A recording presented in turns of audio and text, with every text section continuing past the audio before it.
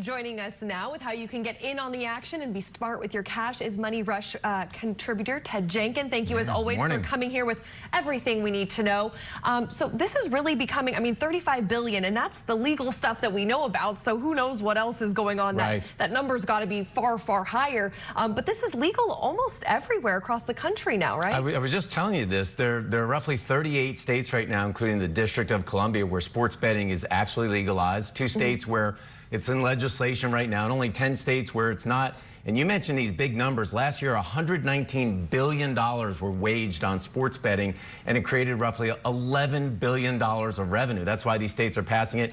And fantasy football starts tomorrow. I know everybody loves this in the office pools. 30 million people will play this year in fantasy football. The fastest growing segment, women. Women are playing fantasy football We now. love it. Okay, I've got to get working on that myself. I do not have a fantasy football team. Is your team all set to go? Yeah, my team's set to go. And in fact, both my daughters picked a team as well. I think they're playing for $5 in a league, but they're playing. You know what? You got to start somewhere. So if someone is starting, you know, kind of getting into this sports betting world for the first time, what's your advice on how to do it responsibly? Yeah, well, you know, there's all these companies you mentioning, like DraftKings and FanDuel, that have these monetized fantasy football leagues. But people have to remember, fantasy football is legalized gambling. And so if you make $600 or more, you have to report those earnings to the IRS. What people don't realize is you can subtract out the losses that you have. So if you made $1,000 and you lost $800, technically speaking, you made $200. But it's only at that $600 level that you're taxed. If you lose money, Alexa, you can't deduct it. If you lose $5,000, you can't take it off your taxes. Oh, that is the tough, that's the tough reality there of gambling.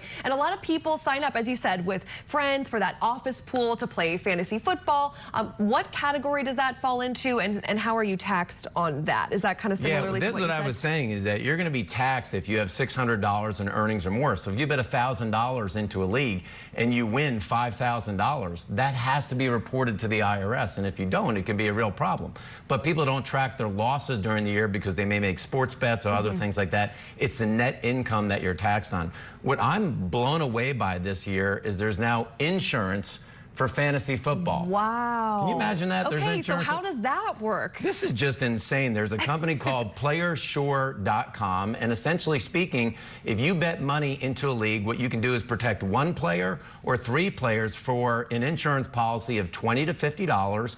That would cover up to $1,000. So remember, Aaron Rodgers went down last year. If you picked him in your fantasy football league, you would have had a real problem. If you put $20 of insurance on Aaron Rodgers and he went down, you would get your $1,000. So it works exactly like an auto or a homeowner's insurance policy. But in this case, Alexa, if your player crashes, this is how you collect on the policy. Oh my gosh, there is insurance for everything. That's right. That's kind of smart, though, because especially also emotionally gives you a little peace of mind that you did not just ruin your entire year financially by placing your one bet. Now, the NFL has approved some private equity firms. How will that work moving forward involved with all of this? I think this is a big change to the NFL because it was only billionaires that could afford NFL teams, but now private equities can buy up to 10% of an NFL team. They've already set aside $12 billion of money to invest in NFL teams. But what I would love to see, Alexa, is locally, like the Green Bay Packers have worked like this for a lot of years. Wouldn't it be great if every sports team said you can invest $1,000 or $100 and you too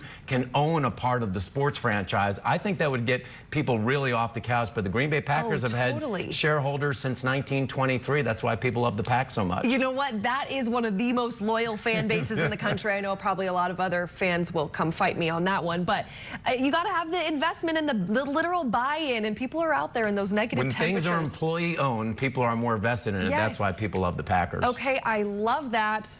We love their cheese heads, too. Ted Jenkin, thank you so much for joining us this morning. We appreciate your time. Thanks.